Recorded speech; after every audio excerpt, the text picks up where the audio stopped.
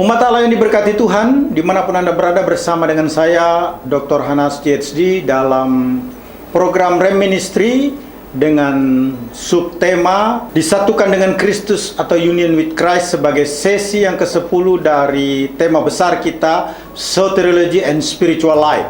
Konsep penyatuan dengan Kristus adalah suatu kesatuan hidup, di mana roh manusia di samping tetap secara sempurna mempertahankan kepribadian dan keunikannya, dipenetrasi oleh Roh Kudus untuk dijadikan satu dengan Kristus, sehingga setiap orang percaya menjadi pewaris yang sama dengan semua orang tebusan ataupun milik Kristus. Jadi sifat penyatuan ini, penyatuan dengan Kristus ini adalah penyatuan hidup orang percaya dengan Kristus itu sendiri, bukan merupakan penyatuan mistis atau ritus agamawi.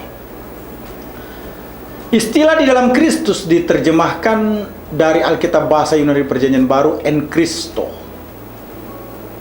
Dalam bahasa Inggris, in Christ, digunakan setidaknya 10 kali dalam Alkitab, yakni dalam Roma 12 ayat 5, 2 Korintus 5 ayat 17, Galatia 3 ayat 28, Galatia 5 ayat 6, Efesus 2 ayat 6 dan 13, Efesus 4 ayat 32, 1 Tesalonika 2 ayat 14, 1 Tesalonika 5 ayat 18, dan 2 Timotius 3 ayat 12.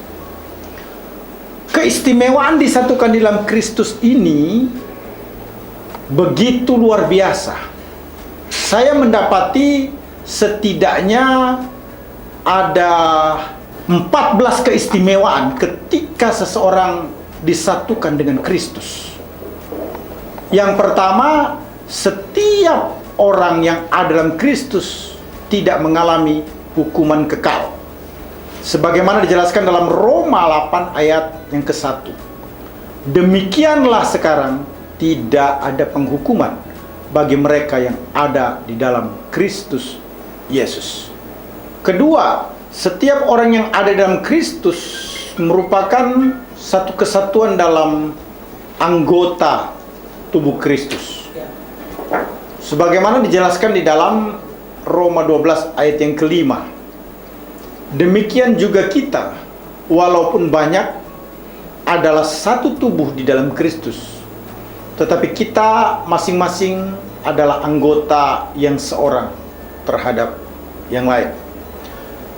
Keistimewaan yang ketiga disatukan dalam Kristus adalah setiap orang yang ada di dalam Kristus merupakan ciptaan baru, sebagaimana dijelaskan di dalam 2 Korintus 5 ayat yang ke-17. Jadi siapa yang ada dalam Kristus, ia adalah ciptaan baru, yang lama sudah berlalu, sesungguhnya yang baru sudah datang. Keempat, setiap orang yang ada dalam Kristus tidak dibeda-bedakan, melainkan satu adanya. Sebagaimana dijelaskan di dalam Galatia 3 ayat 28, dalam hal ini tidak ada orang Yahudi atau orang Yunani, tidak ada hamba atau orang merdeka, tidak ada laki-laki atau perempuan, karena kamu semua adalah satu di dalam Kristus Yesus. Kelima, setiap orang yang ada dalam Kristus menjadi berarti karena pekerjaan iman yang didasarkan pada kasih. Galatia 5 ayat 6 menjelaskan hal tersebut. Sebab bagi orang-orang yang ada di dalam Kristus, hal bersunat atau tidak bersunat tidak mempunyai sesuatu arti. Hanya iman yang bekerja oleh kasih. Keenam, setiap orang yang ada di dalam Kristus mendapatkan tempat bersama-sama Tuhan di sorga, sebagaimana dijelaskan di dalam Efesus 2 ayat yang ke-6. Dan di dalam Kristus Yesus, Ia telah membangkitkan kita juga dan memberikan tempat bersama-sama dengan Dia di surga. Ketujuh, setiap orang yang ada dalam Kristus menjadi dekat dengan Allah, sebagaimana dijelaskan dalam Efesus 2 ayat 13. Tetapi sekarang di dalam Kristus Yesus, kamu yang dahulu jauh sudah menjadi dekat oleh darah Kristus. Kedelapan, setiap orang yang ada dalam Kristus mengalami pengampunan Allah sehingga wajib saling mengampuni. Efesus 4 ayat 32 menyatakan, tetapi hendaklah kamu ramah seorang terhadap yang lain, penuh kasih mesra dan saling mengampuni, sebagaimana Allah di dalam Kristus telah mengampuni kamu.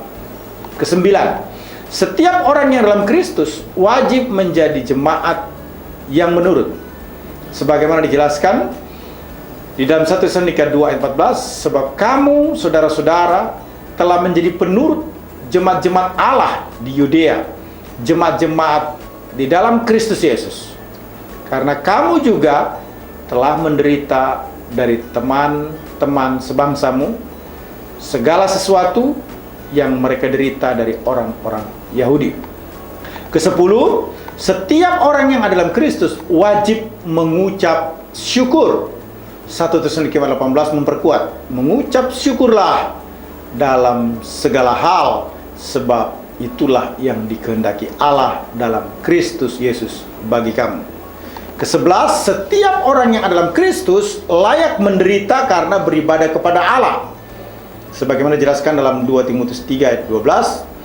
Memang setiap orang yang mau hidup beribadah di dalam Kristus Yesus akan menderita aniaya. Ke-12, setiap orang yang dalam Kristus wajib saling memberikan penghiburan. Filipi 1 ayat 20, ya saudara, semoga engkau berguna bagiku di dalam Tuhan. Hiburkanlah hatiku di dalam Kristus. Ke-13, setiap orang yang dalam Kristus harus teguh beriman kepada Allah, sebagai menjelaskan oleh Ibrani 3 ayat 14, karena kita telah beroleh bagian di dalam Kristus, asal saja kita teguh berpegang sampai kepada akhirnya pada keyakinan iman kita yang semula. Ke-14, setiap orang yang dalam Kristus harus yakin akan kedatangannya. 1 Yohanes 2 ayat 28 menjelaskan, maka sekarang anak-anakku, tinggallah di dalam Kristus, supaya apabila Ia menyatakan dirinya, kita beroleh keberanian percaya dan tidak usah malu terhadap Dia pada hari kedatangannya. Menarik sekali. Saya ingin mengulang kembali, ada 14 keistimewaan disatukan dalam Kristus. Pertama, setiap orang yang dalam Kristus tidak mengalami hukuman kekal. Yang kedua, setiap orang dalam Kristus merupakan satu kesatuan dalam anggota tubuh Kristus. Yang ketiga, setiap orang yang dalam Kristus merupakan ciptaan baru. Yang keempat, setiap orang dalam Kristus tidak dibeda-bedakan melainkan satu adanya. Yang kelima, setiap orang yang dalam Kristus menjadi berarti karena pekerjaan iman yang didasarkan pada kasih. Yang keenam, setiap orang yang dalam Kristus mendapatkan tempat bersama-sama Tuhan di sorga. Yang ketujuh, setiap orang yang dalam Kristus menjadi dekat dengan Allah. Yang kedelapan, setiap orang yang dalam Kristus mengalami pengampunan Allah sehingga wajib saling mengampuni. Kesembilan, setiap orang yang dalam Kristus wajib menjadi jemaat yang menurut. Kesepuluh, setiap orang yang dalam Kristus wajib mengucap syukur. Kesebelas, setiap orang dalam Kristus layak menderita karena beribadah kepada Allah. Kedua belas, setiap orang yang dalam Kristus wajib saling memberi penghiburan. Ketiga belas, setiap orang yang dalam Kristus harus teguh beriman kepada Allah. Keempat belas, setiap orang yang dalam Kristus harus yakin akan kedatangannya atau rapture. Umat Allah yang diberkati Tuhan, konsep kesatuan dengan Kristus sangat penting dalam religious and spiritual life.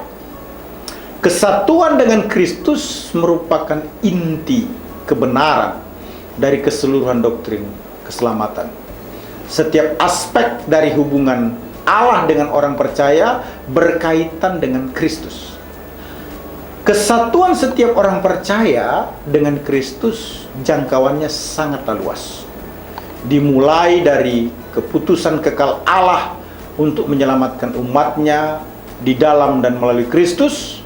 Selanjutnya, kesatuan ini didasarkan kepada karya penebusan Kristus yang terjadi dalam sejarah. Akhirnya, kesatuan dengan Kristus secara aktual dibangun setelah seseorang mengalami kelahiran baru di dalam Kristus, berlanjut dalam hidup hingga mencapai tujuan akhir, yakni kemuliaan kekal di masa mendatang. Kesatuan Kristus dengan setiap orang percaya menjadikan umatnya menerima berkat yang istimewa, yaitu hubungan-hubungan antara lain. Pertama, hubungan orang percaya di dalam Kristus. Kedua, hubungan Kristus di dalam orang percaya. Ketiga, hubungan orang percaya dengan keserupaan Kristus.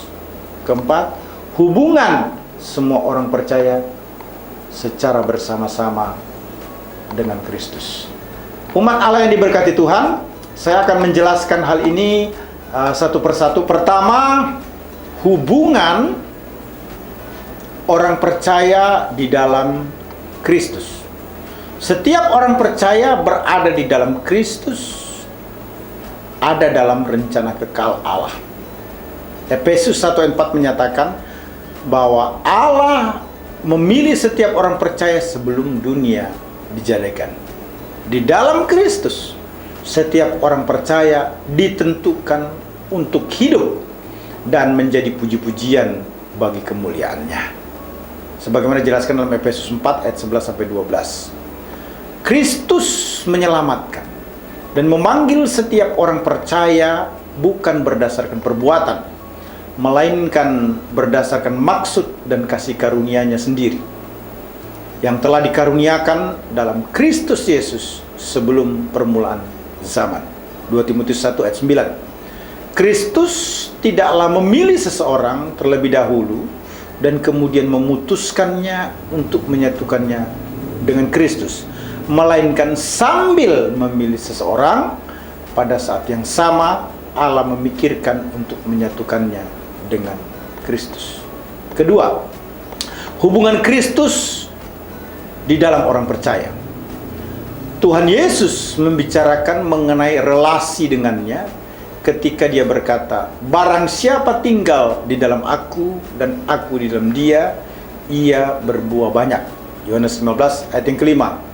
Jadi bukan hanya orang percaya yang ada dalam Kristus, tetapi dia juga berada di dalam orang percaya untuk memberikan kuasa dalam menjalani kehidupan Kristen yang sejati.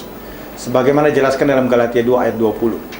Ketika orang percaya menyadari Kristus tinggal di dalam dirinya, maka akan menghancurkan kesombongan dan menunjukkan kebergantungan kepada Kristus, sehingga melakukan perintah Kristus suatu indikasi Kristus ada di dalam diri orang percaya. Sebagaimana dijelaskan dalam 1 Yohanes 3 ayat 24. Barang siapa menuruti segala perintahnya, ia diam di dalam Allah dan Allah di dalam dia, dan demikianlah kita ketahui bahwa Allah ada di dalam kita, yaitu Roh yang telah dikaruniakan kepada kita. Ketiga, hubungan orang percaya dengan keserupaan Kristus. Aspek ketiga kesatuan orang percaya dalam Kristus adalah orang percaya serupa dengannya. Itu dijelaskan di dalam 1 Korintus 11 ayat yang ke-1. Firman Tuhan berkata demikian, "Jadilah pengikutku sama seperti aku menjadi pengikut Kristus." 1 Yohanes 2 ayat 6 juga memperkuat, barang siapa mengatakan bahwa ia ada di dalam dia, ia wajib hidup sama seperti Kristus telah hidup. Kesatuan dengan Kristus menyatakan bahwa setiap orang percaya seharusnya meneladani Kristus. Hidup harus menyatakan kehidupan Kristus, sehingga setiap orang percaya membawa kemuliaan bagi Allah dalam segala hal. Sebagaimana dijelaskan dalam Filipi 1:20. Sebab yang sangat kurindukan dan kuharapkan ialah bahwa aku dalam segala hal tidak akan beroleh malu, melainkan seperti sedia kala. Demikian pun sekarang, Kristus dengan nyata dimuliakan di dalam tubuhku, baik oleh hidupku maupun oleh matiku. Perjanjian baru mengajarkan bahwa setiap orang percaya harus meniru Kristus dalam seluruh tindakan, sebagaimana dijelaskan di dalam Roma 15 ayat 7. Sebab itu, terimalah satu akan yang lain, sama seperti Kristus juga telah menerima kita untuk kemuliaan anaknya. Selanjutnya di dalam Kolose 3:13 juga menjelaskan hal yang sama. Sabarlah kamu seorang terhadap yang lain, dan ampunilah seorang akan yang lain, apabila yang seorang menaruh dendam terhadap yang lain, sama seperti Tuhan telah mengampuni kamu, kamu perbuat jugalah demikian. Umat Allah yang diberkati Tuhan, setiap orang percaya wajib meneladani Kristus terkait dengan penderitaan. Sebagaimana dijelaskan dalam 1 Petrus 2:21, sebab untuk itulah kamu dipanggil, karena Kristus pun telah menderita untuk kamu dan telah meninggalkan teladan bagimu, supaya kamu mengikuti jejaknya. Hal yang sama juga dijelaskan dalam Filipi 3:10. Yang ku kehendaki ialah mengenal Dia dan kuasa kebangkitannya dan persekutuannya dalam penderitaannya, di mana aku menjadi serupa dengan Dia dalam kematiannya. Melalui penderitaan atau kesulitan, Allah membuat umatnya semakin serupa dengan Kristus dan membuat kita bertumbuh dalam kedewasaan di dalam Kristus. Sebagaimana dijelaskan dalam Yohanes 1 ayat yang kedua dan ayat yang ketiga. Saudara-saudaraku, anggaplah sebagai suatu kebahagiaan apabila kamu jatuh ke dalam berbagai pencobaan. Sebab kamu tahu bahwa ujian terhadap imanmu itu menghasilkan ketekunan. Dan biarlah ketekunan itu memperoleh buah yang matang, supaya kamu menjadi sempurna dan utuh dan tak kekurangan suatu apapun. Ibrani 5 ayat 8 sampai 9 juga memperkuat hal tersebut. Sekalipun ia adalah anak, ia telah belajar menjadi taat dari apa yang telah dideritanya, dan sesudah ia mencapai kesempurnaannya, ia menjadi pokok keselamatan yang abadi bagi semua orang yang taat kepadanya. Umat Allah yang diberkati Tuhan, menarik sekali bahwa ada 4 kesatuan Kristus dengan setiap orang percaya menjadikan umatnya menerima berkat yang istimewa. Pertama adalah hubungan orang percaya dalam Kristus, kedua hubungan Kristus di dalam orang percaya, ketiga hubungan orang percaya dengan keserupaan Kristus, yang terakhir adalah hubungan semua orang percaya secara bersama-sama dengan Kristus. Nah, ini menarik sekali ya.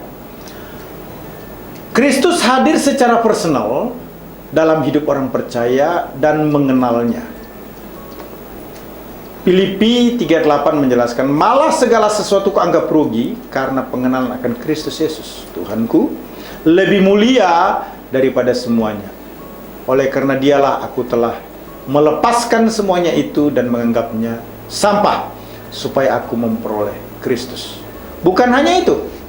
Jadi Kristus hadir secara personal di hidup orang percaya dan mengenalnya.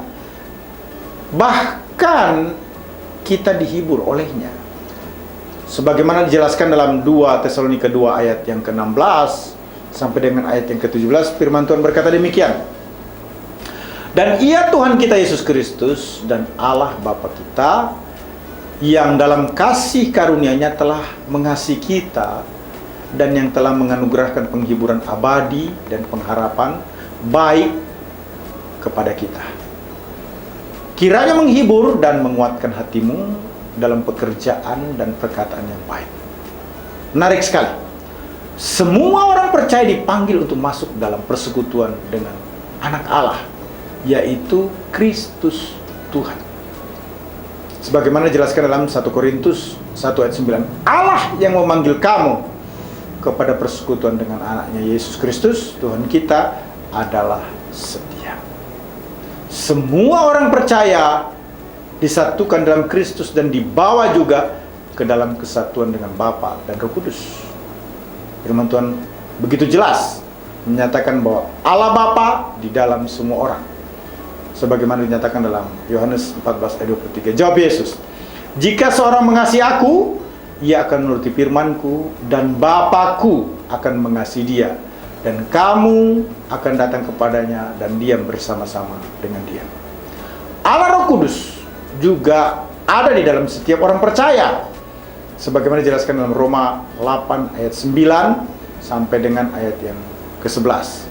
Tetapi kamu tidak hidup dalam daging, melainkan dalam roh, jika memang roh Allah diam di dalam kamu.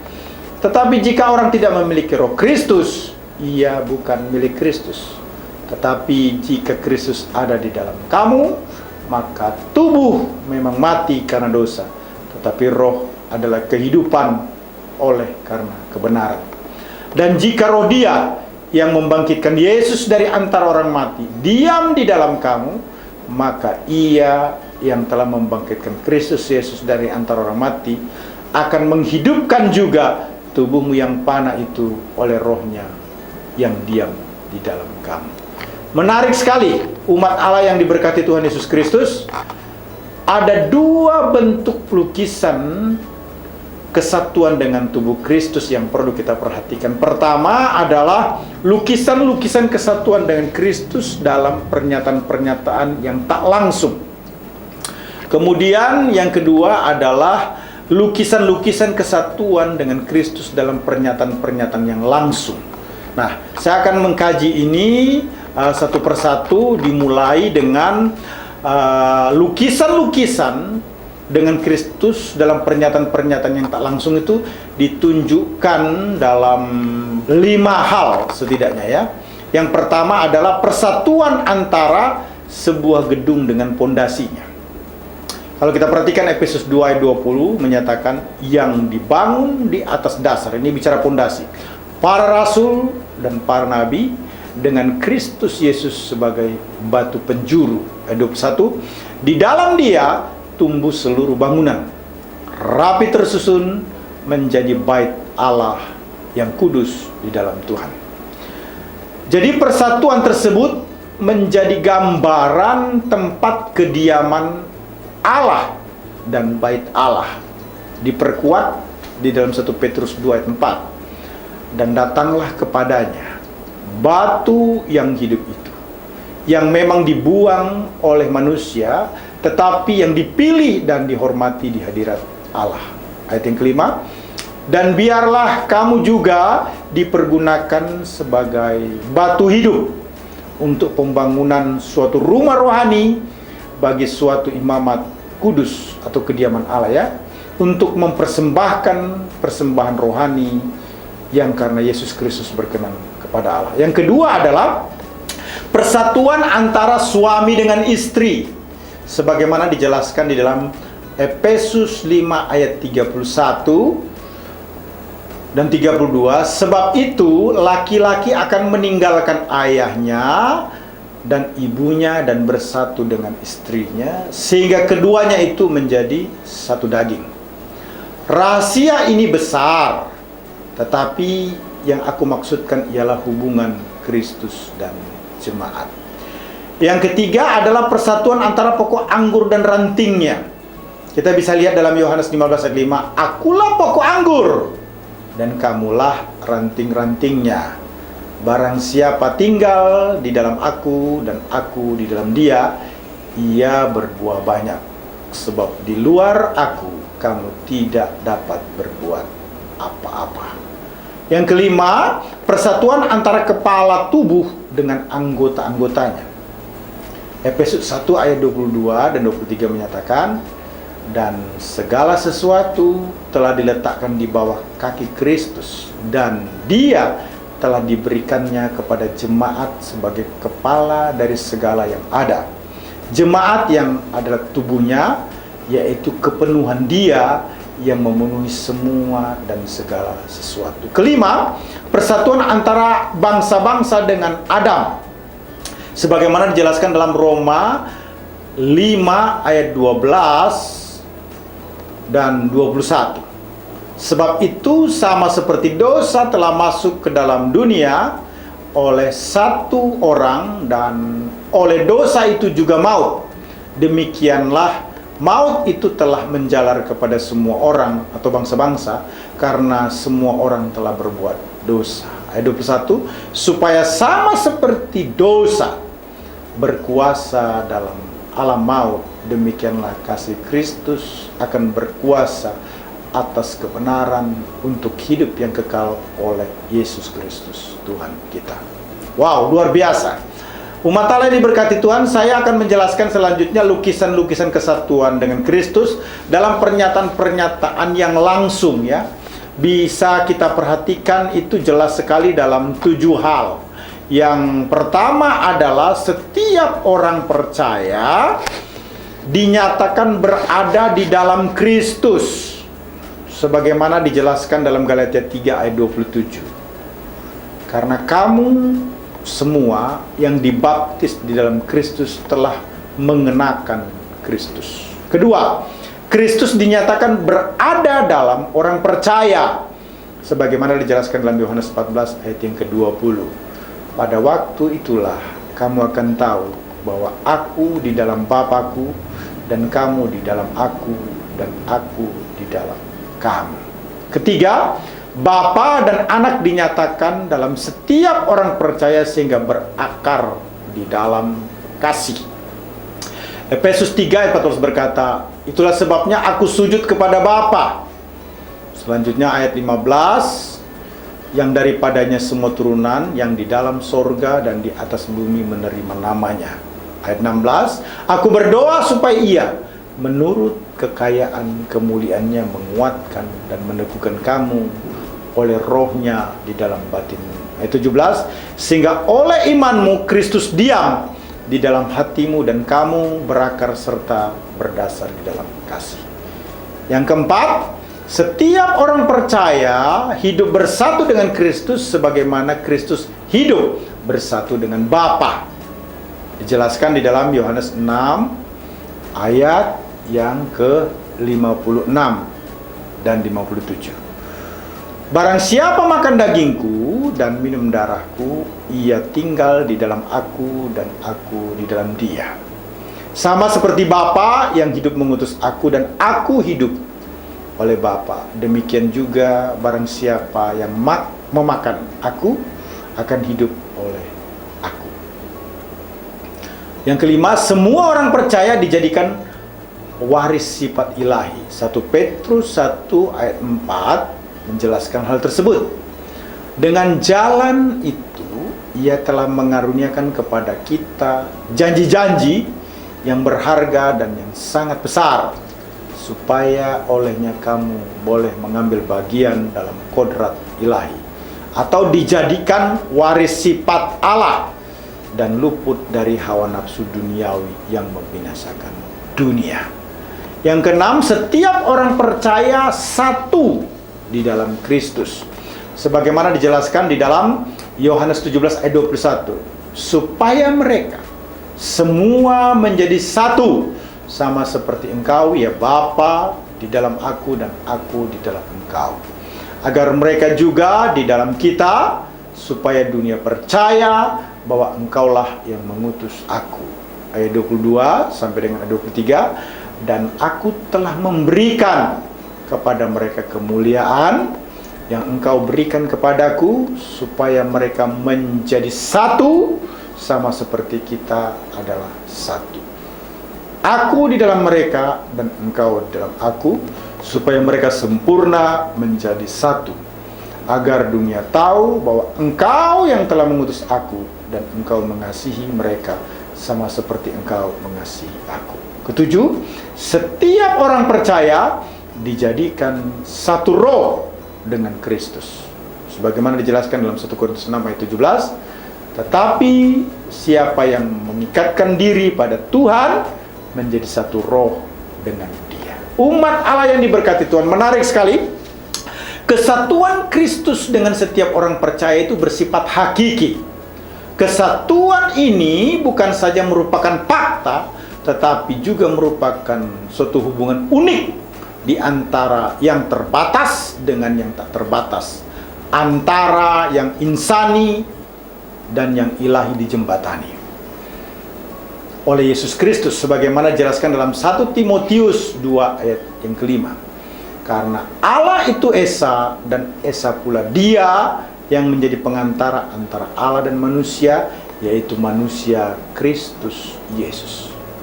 Luar biasa. Kesatuan Kristus dengan orang percaya merupakan kesatuan organik, di mana orang percaya menjadi anggota tubuh Kristus dan mengambil bagian dalam sifat kemanusiaannya.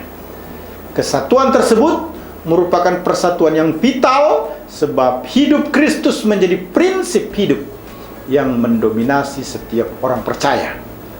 Suatu kesatuan rohani di mana sumber dan penciptanya adalah Roh Kudus. Kesatuan Kristus dengan umatnya menghasilkan kuasa transformasi dan kuasa asimilasi ke dalam hidup Kristus, sebagaimana dijelaskan dalam 1 Yohanes 3 ayat yang kedua. Firman Tuhan berkata demikian, saudara-saudaraku yang kekasih, sekarang kita adalah anak-anak Allah, tetapi belum nyata apa keadaan kita kelak. Akan tetapi kita tahu bahwa apabila Kristus menyatakan dirinya, kita akan menjadi sama seperti Dia, sebab kita akan melihat Dia dalam keadaannya yang sebenarnya. Jadi persekutuan yang erat antara Kristus dengan umatnya terjadi dalam segala sesuatu. Kristus selalu bersama dengan umatnya dalam segala keadaan. Jadi ada reproduksi foto Kristus yang terlihat melalui pergumulan orang percaya, sebagaimana dinyatakan dalam Ibrani 2 ayat 18. Sebab oleh karena Ia sendiri telah menderita karena pencobaan, maka Ia dapat menolong mereka yang dicobai. Saya percaya umat Allah, anak-anak Tuhan dimanapun Anda berada saat ini, sesi yang ke-10 terkait dengan disatukan dengan Kristus, union with Christ, yang merupakan salah satu bagian daripada pengajaran Settling Spiritual Life, akan memantapkan kita betapa luar biasa istimewanya kita ketika kita disatukan dengan Kristus. Tuhan memberkati kita. Shalom, Immanuel.